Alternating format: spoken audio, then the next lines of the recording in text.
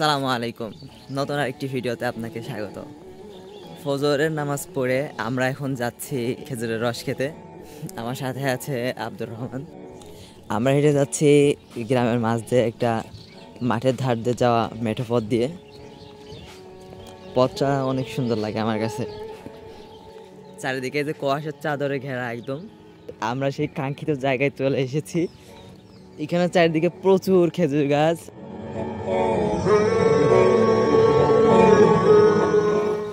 আকাশের ভিউটা অনেক সুন্দর।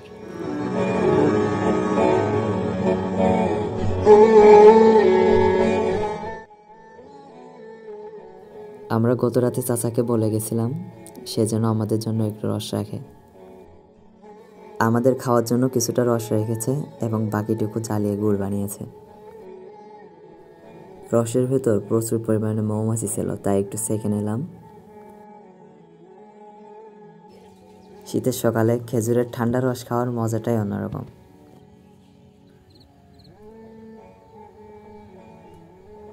সেই মিষ্টি।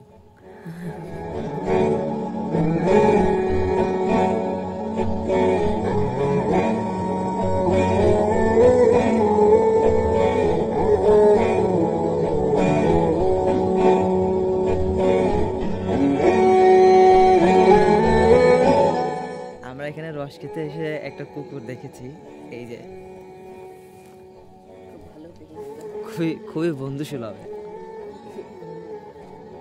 ওর মাথায় যে কাটি ধোয়া আদায় করা হয় ওর চুপচাপ।